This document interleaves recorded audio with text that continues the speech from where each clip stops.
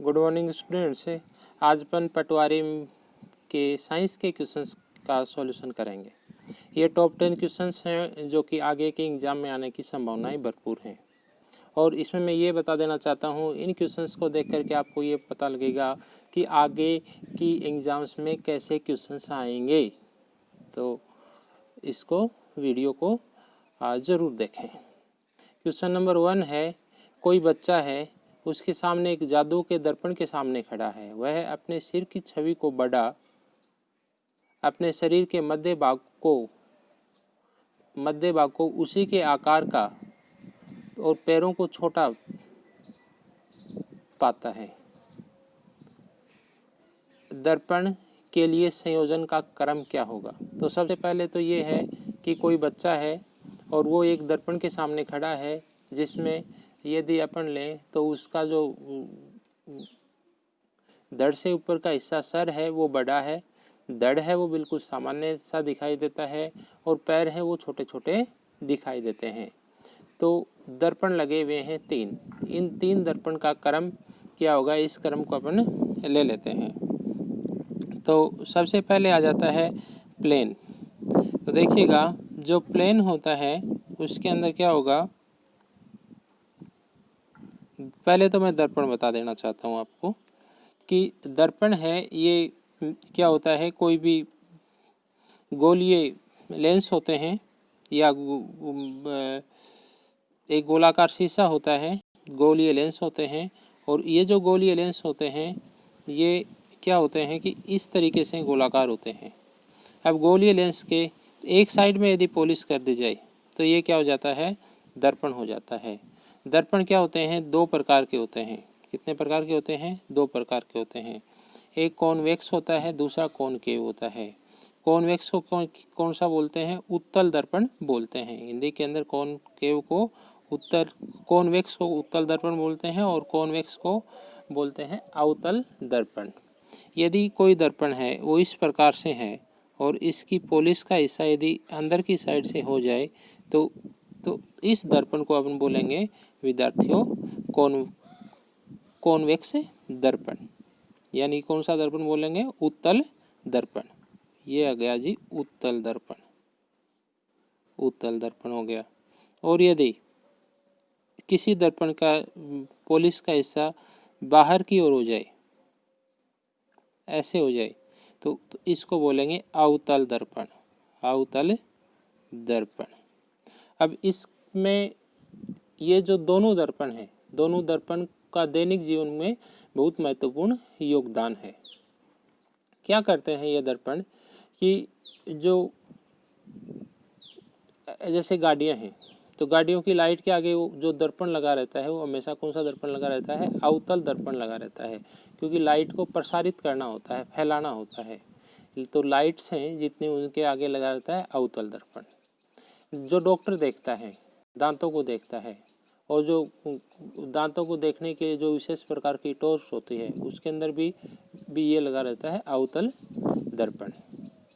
अब आ गया विद्यार्थियों उत्तल दर्पण। उत्तल दर्पण कहाँ लगता है? जो बैक लाइट होती है, जिस लाइट से ड्राइवर पीछे की तरफ देखता है, उसके अंदर जो दर्पण लगा रहता है वो दर्पण लगा रहता है उत्तल दर्पण। अब इनके 2 फिनोमेना होते हैं, उत्तल और अवतल दर्पण के। जो उत्तल दर्पण होता है ये क्या काम करता है और जो अवतल दर्पण होता है वो काम क्या करता है, इसको अपन देखते हैं।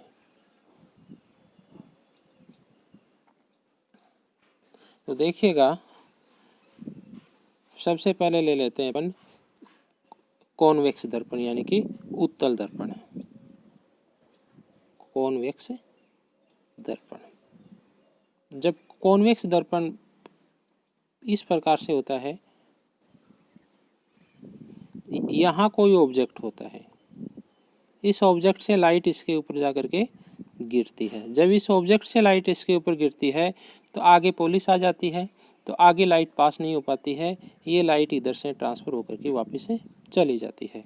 इस तरीके से इसमें एक तरह की क्या बनती है, रिचुअल इमेज बनती है जो कि ऑब्जेक्ट से छोटी होती है। अर्थात अपन ये कर सकते हैं कि जो कॉन्वेक्स दर्पण होता है ये क्या करता है, किसी भी इमेज की साइज को रिड्यूस कर देता है। तो कॉन्वेक्स दर्पण ने क्या काम किए, इमेज साइज को रिड्यूस किया, यानी कि छोटा बना दिया। कॉनकेव दर्पण क्या करता है, कोई भी इमेज होती है उसकी साइज को क्या कर देता है, बढ़ा देता है। अर्थात जो क्या होगा, ऑब्जेक्ट होगा, ऑब्जेक्ट से क्या होगी, जो आपका प्रतिबिंब बनेगा वो बड़ा बनेगा। ये क्या कर देता है, इंक्रीज कर देता है, इंक्रीज। और जो प्लेन शीशा होता है जिसमें कोई उभार नहीं होते हैं, वो साइज के ऊपर कोई इफेक्ट नहीं डालता है। अब देखते हैं प्रश्न। एक बच्चा है, वो जादू के दर्पण के सामने खड़ा है, वह अपने सिर की छवि को सिर की छवि को क्या पा रहा है, बढ़ा पा रहा है, बढ़ा पा रहा है। इसका मतलब कौन सा है, कॉनकेव लेंस है। कॉनकेव लेंस का मतलब कौन सा है, अवतल दर्पण है। तो अवतल दर्पण इन चार में कौन सा है, नीचे वाला है, अवतल दर्पण है। फिर मध्य भाग को क्या वो उसी आकार में पाता है, मध्य भाग सेम आकार में, तो प्लेन हो गया।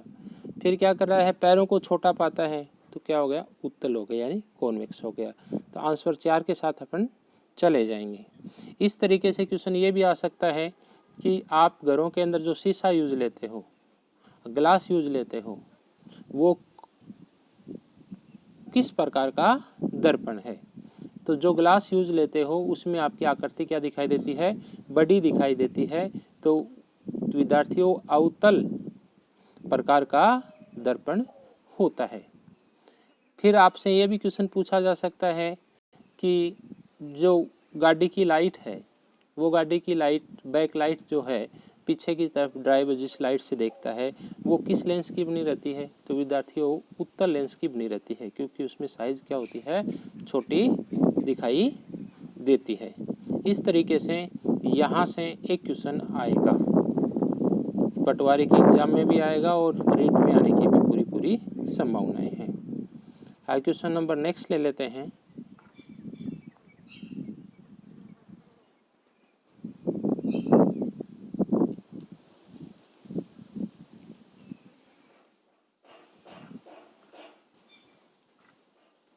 जो क्वेश्चन नेक्स्ट लेते हैं वो ये है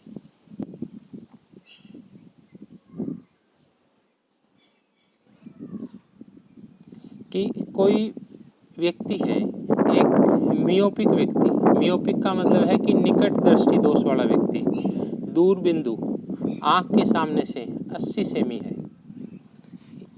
दो तरह के दोष होते हैं, एक तो दूरदृष्टि दोष होता है और एक निकट दृष्टि दोष होता है। दूरदृष्टि दोष होता है और निकट दृष्टि दोष होता है। दूरदृष्टि दोष के अंदर तो क्या होता है कि व्यक्ति को नज़दीक की वस्तु नहीं दिखाई देती, नज़दीक की वस्तु नहीं दिखाई देती, नज़दीक की वस्तु को नहीं देख पाता वो। और जो निकट दृष्टि दोष होता है, वो निकट दृष्टि दोष के अंदर व्यक्ति पास की वस्तुओं को तो देख पाता है, पर दूर की वस्तुओं को नहीं देख पाता है। मतलब जैसा नाम है इसके जस्ट अपोजिट है। दूरदृष्टि दोष के अंदर व्यक्ति हमेशा दूर की वस्तुओं को तो साफ देख लेता है, परंतु निकट की वस्तुओं को नहीं देख पाता है। और निकट दृष्टि दोष के अंदर विद्यार्थियों, निकट की वस्तुओं को तो देख लेता है, परंतु दूर की वस्तुओं को वो नहीं देख पाता है। तो जो मियोपिक व्यक्ति है, मियोपिक का मतलब है कि उस व्यक्ति के कैसा दृष्टि दोष है, दूरदृष्टि दोष है। अब वो दूरदृष्टि दोष का व्यक्ति है और उसकी जो आँख से फोकस पॉइंट है वो कितना है, 80 सेमी की दूरी पर है। तो लेंस की प्रकृति क्या होगी और उसकी शक्ति क्या होगी। तो प्रकृति और शक्ति को समझने के लिए अपन को इसकी यूनिट समझनी पड़ेंगी। तो जैसे अपन डॉक्टर के पास जाते हैं तो डॉक्टर अपन को ये कहता है कि साहब जो आपकी आँख के नंबर हैं वो क्या हैं, प्लस में है या माइनस में है, वो कैसे बताते हैं, तो उसको देखते हैं। ये बिल्कुल एप्लीकेशन बेस्ड क्वेश्चन है। इसके अंदर ये देखते हैं कि नंबर कैसे निकालते हैं जो डॉक्टर होते हैं वो। तो पी का मतलब होता है पावर,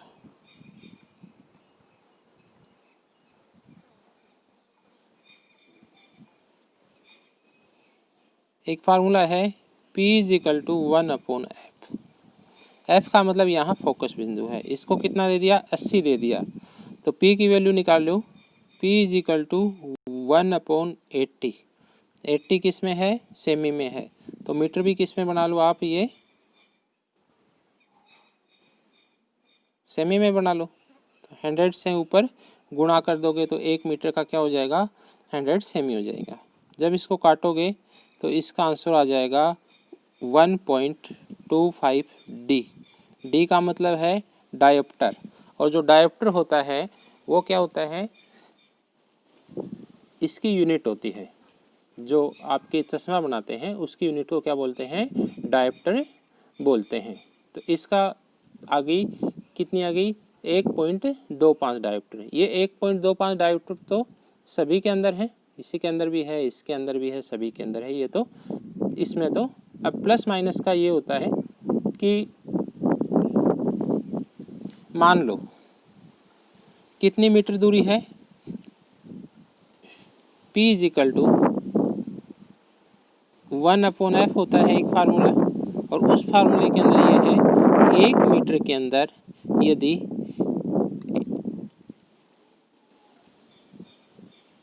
1 मीटर दूर कोई प्रतिबिंब बन रहा है, ठीक है, तो इसका मतलब है कि उसका नंबर कितना होगा, 1 डायोप्टर होगा। 1 मीटर से यदि कम की डिस्टेंस होती है, ठीक है, 1D से यदि कम की वैल्यू आती है तो वो हमेशा माइनस के अंदर होती है, और 1D से ज़्यादा की वैल्यू आती है वो हमेशा प्लस के अंदर आती है। तो अपनी वैल्यू यहाँ पे आई है 1.25 डायोप्टर, यानी कि प्लस के अंदर है अपनी वैल्यू। अपनी वैल्यू प्लस के अंदर है तो दो तो ये कट ही जाएंगे, ये भी कट जाएगा, ये वैल्यू भी माइनस में है और ये वैल्यू भी माइनस में है। अब आ गया कि दूर बिंदु ये है, मायोपिक व्यक्ति है तो निकटदर्शी दोष है। निकटदर्शी दोष है मतलब व्यक्ति को दूर का नहीं दिखाई दे रहा, और दूर का क्यों नहीं दिखाई दे रहा, दूर का किस लेंस के उससे दिखाई देता है, दूर का हमेशा कॉनकेव लेंस से दिखाई देता है, तो ये होगा कॉनकेव लेंस, और पावर क्या हो जाएगी 1.25 डायोप्टर, तो ये आ जाएगा। क्यों कॉन्वेक्स आ गया तो ये भी नहीं आएगा। इस तरीके से अपने ये क्वेश्चन से सॉल्यूशन हो जाएगा, और दोनों क्वेश्चन ही 2011 पटवारी के अंदर आए हुए हैं, एप्लीकेशन बेस्ड क्वेश्चन है, और इसी तरीके का क्वेश्चन आगे आएगा। संभावना ये बन रही है कि इस बार जो क्वेश्चन देगा वो क्वेश्चन आपको ऐसा मिल सकता है, देखिएगा यहाँ 0.80 है, यहाँ 0.80 सेमी की वैल्यू यदि अपन कितनी कर दें, 0.80 सेमी की वैल्यू कर दी 50 सेमी, ये आ जाए कि कोई मायोपिक व्यक्ति है जिसका दूर बिंदु 50 सेमी है, तो लेंस का नंबर क्या होगा या चश्मा का नंबर क्या होगा वो ज्ञात कीजिए। तो ये किसकी वैल्यू दे दी, f की वैल्यू यहाँ पर इन्होंने दे दी। P is equal to 1/f होता है, 1/f होता है, तो P इज इक्वल टू 1 तो किस में है, ये सेमी में है, 1 मीटर में है, तो इसको भी किस में बदल लेंगे, सेमी में बदल लेंगे, और अपॉन 50 कर देंगे, तो चश्मा का नंबर कितना हो जाएगा विद्यार्थियों, 2 डायोप्टर, यानी 2 डायोप्टर का चश्मा होगा। और वो कौन सा लेंस लगेगा, कॉनकेव लेंस लगेगा, 2 डायोप्टर का कॉनकेव लेंस उसके साथ है लगेगा। इस तरीके से अपन कोई भी नंबर है वो निकाल सकते हैं, और ये मालूम कर सकते हैं कि कॉनकेव लगा या कॉन्वेक्स लेंस लगा। ये टॉपिक क्लास 10th के अंदर से है, और इसमें एप्लीकेशन बेस्ड क्वेश्चन से आते हैं, जो कि पटवारी के एग्जाम के लिए महत्वपूर्ण है और रीट के एग्जाम के लिए भी महत्वपूर्ण है। नेक्स्ट क्वेश्चन लेते हैं।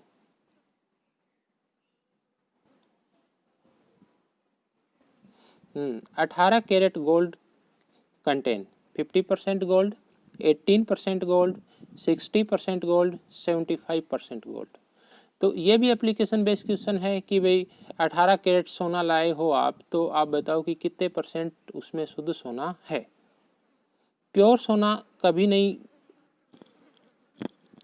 ज्वेलरी के अंदर बनता, तो जो गोल्ड होता है, गोल्ड के अंदर मेटल मिलाया जाता है, गोल्ड के अंदर मेटल मिला दिया जाता है। और जो 99.9% जो गोल्ड होता है, गोल्ड जो है ये 24 जो कैरेट होता है, ये कितना होता है, 99.9% प्योर होता है, यानी कि नियर अबाउट 100% होता है। तो इसने बोला है कि 18 कैरेट है, 18 कैरेट है, तो देखिएगा कितना आएगा, 18/24 इंटू 100, तो 6 18 6 24,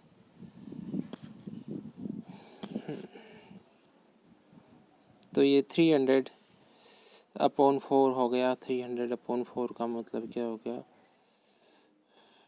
ये 75% हो गया। इस तरीके से 75% आ जाता है। यदि ऐसे नहीं ले तो इसको और इजी ये है कि देखिएगा 24% है, 24 कैरेट प्योर इक्वल टू 100% है, तो इसको 4 भागों में डिवाइड कर दो, 6 चौक 24 हो गए, ठीक है। यानी 25% का मतलब है, 25% का मतलब क्या है कि 6 कैरेट है। तो यहाँ कितने कैरेट है, 18 कैरेट है,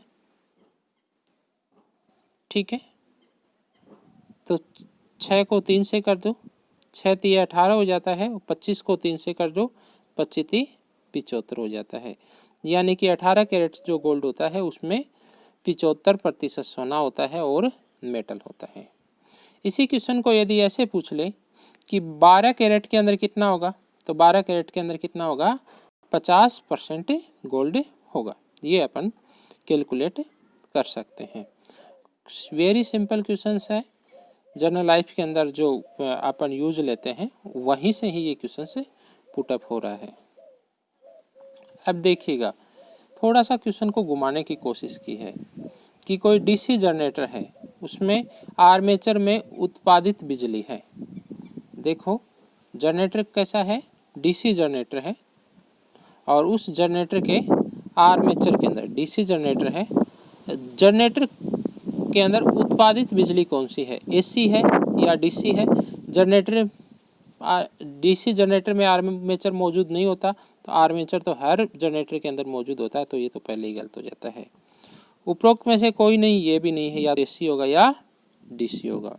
अब डीसी जनरेटर है, जनरेटर कोई भी हो उसके अंदर हमेशा बिजली कौन सी उत्पादित होती है, एसी उत्पादित होती है, इसलिए ऑप्शन 2 के साथ अपने यहाँ पर जाएंगे, ठीक है। ऐसा मत देखना कि जनरेटर डीसी है तो लाइट भी कौन सी बनाएगा, डीसी बनाएगा। यहाँ लाइट क्या आएगी, एसी आएगी।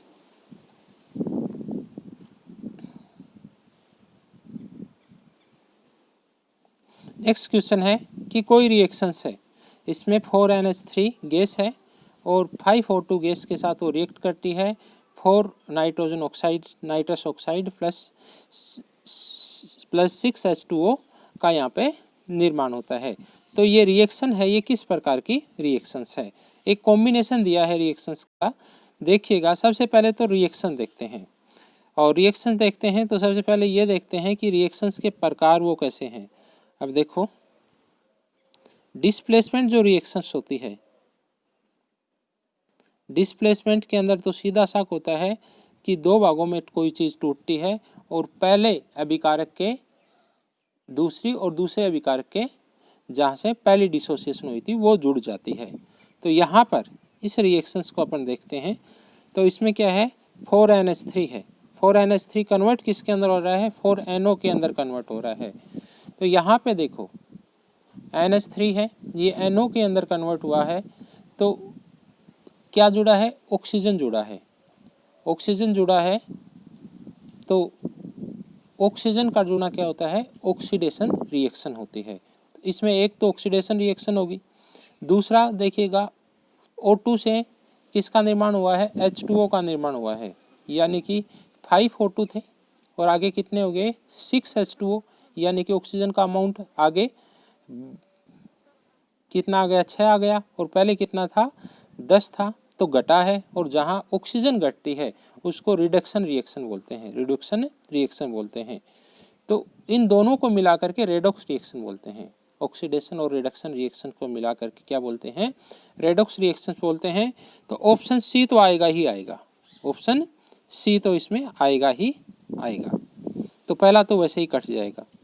फिर दूसरा क्या है? डिस्प्लेसमेंट रिएक्शन है, देखते हैं। दूसरा कॉम्बिनेशन रिएक्शन है। कॉम्बिनेशन रिएक्शन में ये होता है कि कोई भी दो अभिकारक हैं, वो जब प्रोडक्ट का निर्माण होता है तो वो सिंगल प्रोडक्ट बनता है, ठीक है। जैसे H2 + O2 = H2O। तो कॉम्बिनेशन रिएक्शंस ये नहीं होगी। तो इसमें क्या नहीं होगा? डी नहीं होगा, तो बी का ऑप्शन भी इसमें कट जाता है। Neutralising reaction, neutralising reaction acid और बेस के अंदर होती है, ये भी इसके अंदर नहीं होगी। ना तो इसमें कोई एसिड और ना इसमें कोई बेस, तो डी भी नहीं होगा और बी भी नहीं होगा। तो कौन सा होगा? अब देखो कैसे करेंगे। अब करने का पैटर्न है, क्या नहीं है उनको काट दो। डी नहीं है तो डी वाला काट दो, और दूसरा बी नहीं है तो बी वाला काट दो। अब क्या है विद्यार्थियों? सी है, क्या बचा? ये बचा ए और सी, इसके अंदर ऑप्शंस के साथ में जाएंगे। इसमें डिस्प्लेसमेंट रिएक्शन होगी और रेडॉक्स रिएक्शन होगी। ये जो इसका वीडियो है आप सब्सक्राइब कीजिए, और मेरे उसमें प्लेलिस्ट में जा कर के केमिकल रिएक्शंस के अंदर ये सारी रिएक्शंस मैंने समझाई हैं, वहाँ ये आपको मिल जाएगा यदि आप और डिटेल में जाना चाहते हो तो।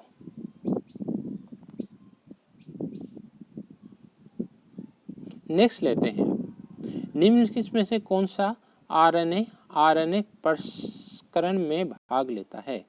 आरएनए प्रोसेसिंग बोलते हैं। तो आरएनए प्रोसेसिंग के अंदर किस प्रकार का आरएनए भाग लेता है, ये पूछा है। तो सबसे पहले मैं बता देना चाहता हूँ, आरएनए होते हैं वो 3 प्रकार के होते हैं। आरएनए कितने प्रकार के होते हैं? 3 प्रकार के होते हैं। एक टीआरएनए, दूसरा एमआरएनए,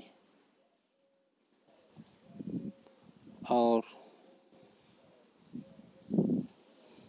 तीसरा भी होता है एक आरएनए, टीआरएनए। तीसरा होता है आरआरएनए, आरआरएनए। ये तो मोटे मोटे आरएनए होते हैं। ये 3 तरह के आरएनए होते हैं जो कि आरएनए प्रोसेसिंग के या प्रसंस्करण में भाग लेते हैं। अब आरएनए प्रसंस्करण क्या होता है ये बता देता हूँ। बॉडी के अंदर डीएनए होता है, ये डीएनए किसके अंदर टूटता है? एमआरएनए के अंदर टूटता है। और एमआरएनए क्या करेगा? प्रोटीन के अंदर टूटेगा। एमआरएनए क्या बनाता है? प्रोटीन बनाता है। आप ऐसे समझ सकते हो कि एमआरएनए से प्रोटीन का बनना ही क्या है? आरएनए प्रोसेसिंग है। तो इसमें किस प्रकार का आरएनए भाग लेता है? एमआरएनए। टीआरएनए भी नहीं आएगा, छोटे एसएनआरएनए भी यहाँ नहीं आएंगे, एचएनआरएनए भी नहीं आएंगे। तो एक के साथ अपने यहाँ पर जाएंगे। आरएनए प्रोसेसिंग का मतलब यहाँ है कि एमआरएनए से प्रोटीन का निर्माण होना। ये टॉपिक जेनेटिक इंजीनियरिंग से लिया गया है, और ये प्रोटीन से रिलेटेड था, और प्रोटीन अपने दैनिक जीवन के अंदर उपयोग आती है, इसलिए 2011 के अंदर इस क्वेश्चन को दैनिक विज्ञान के अंदर शामिल कर लिया गया है।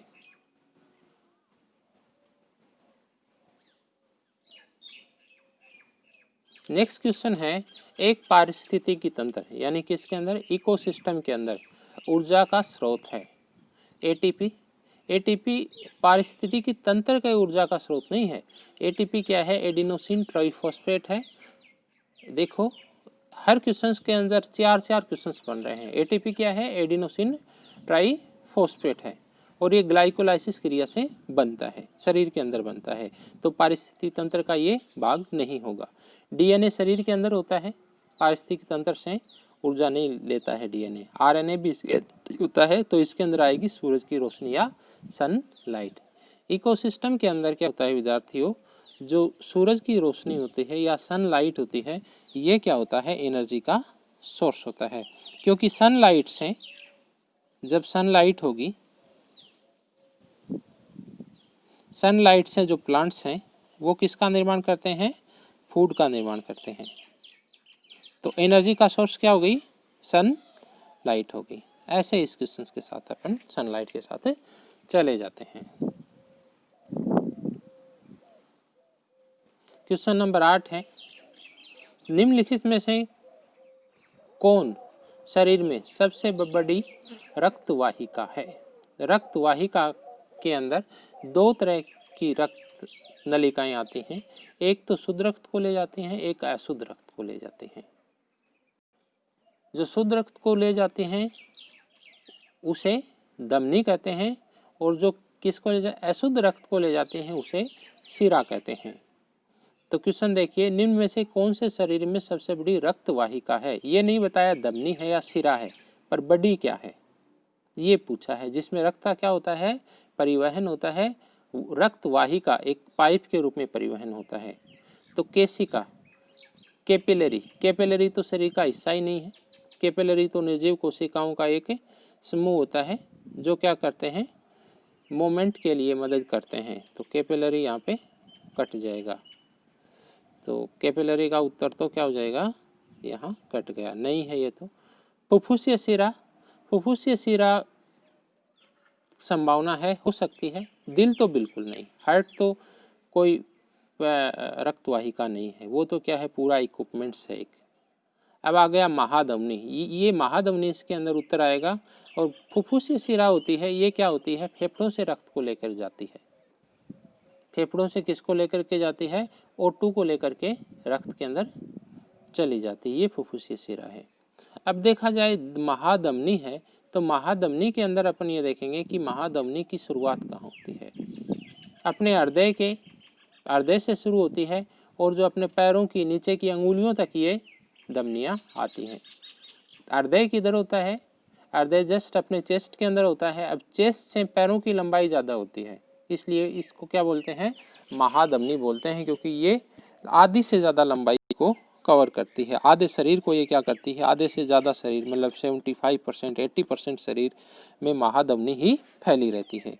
इसको इंग्लिश के अंदर क्या बोलते हैं? एरोटा भी कहा जाता है। ये वेरी वेरी इंपॉर्टेंट क्वेश्चन है, ठीक है।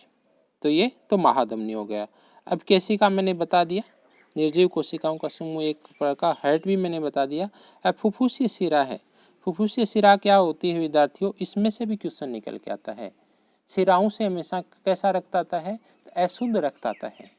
परंतु फुफ्फुसीय शिरा जो है, पल्मोनरी वेन है, वो शुद्ध रक्त को लेके जाती है। ये शिराओं का क्या है? अपवाद है।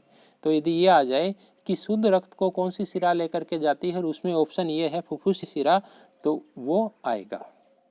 बल्कि और सारी शिराएं हैं वो अशुद्ध रक्त को लेकर के जाती हैं। दूसरा क्वेश्चन इसके अंदर ये बन सकता है।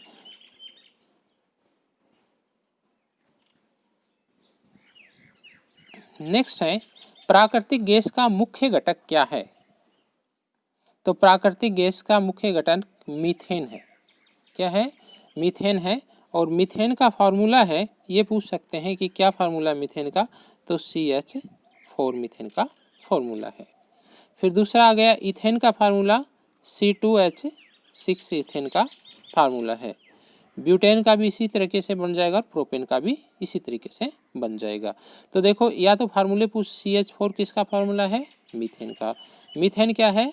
प्राकृतिक गैस का मुख्य घटक है। मतलब प्राकृतिक गैस में और गैसें भी होती हैं, पर सबसे ज़्यादा अमाउंट में कौन सी गैस होती है? मीथेन गैस होती है। ये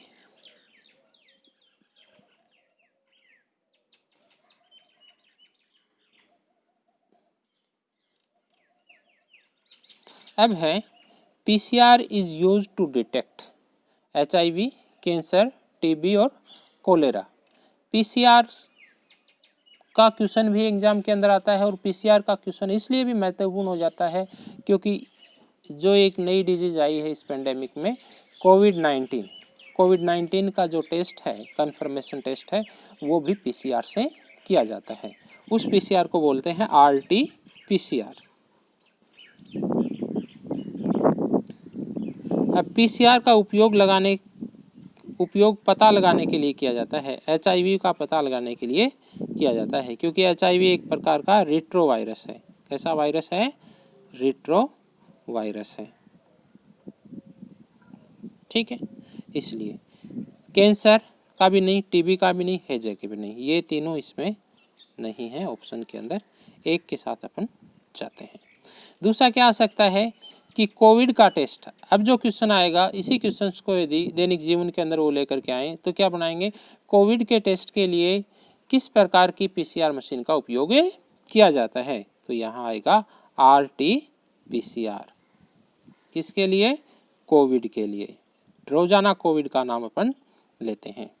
नेक्स्ट इसमें से एक क्वेश्चन और निकल रहा है कि कोविड का पूरा नाम है, कोविड का पूरा नाम है कोविड-19 का, तो को का है कोरोना, किससे है? कोरोना, और VI का है वायरस, कोरोना वायरस, और D का मतलब है डिजीज, कोरोना वायरस डिजीज, और 19 का मतलब है ये 2019 के अंदर ये डिजीज आई है। ये क्या है? RNA वायरस है, एक तरह का कौन सा वायरस है? RNA या रेट्रो वायरस है, ये RNA वायरस है कोविड। और HIV भी रेट्रो वायरस है, मतलब HIV की फैमिली का ही वायरस है। यही रीज़न है कि वैक्सीन बनते हुए परेशानी हो रही है। आज यही 10 क्वेश्चन लेते हैं। पटवारी पार्ट 2 के क्वेश्चंस पेपर में नेक्स्ट क्वेश्चन लेंगे, 10 क्वेश्चन लेंगे। और इसके साथ ये बता देना चाहता हूँ कि 20 क्वेश्चन आते हैं जर्नल साइंस में से, और ये डिसाइड कर देते हैं किसका सिलेक्शन होगा और किसका नहीं होगा। इसके साथ साथ यदि ये वीडियो आपको पसंद आता है तो सब्सक्राइब कीजिएगा और हमारी टीम को मोटिवेट कीजिएगा। और हम एक सीरीज ला रहे हैं जिसके अंदर आपको जर्नल साइंस के भी क्वेश्चन मिलेंगे, रीजनिंग के मिलेंगे, मैथ के मिलेंगे, और हिस्ट्री पॉलिटिकल के भी क्वेश्चन आपको मिलेंगे। तो सब्सक्राइब कीजिएगा और कीप इट अप, लग जाइएगा कैरियर को बनाने के लिए।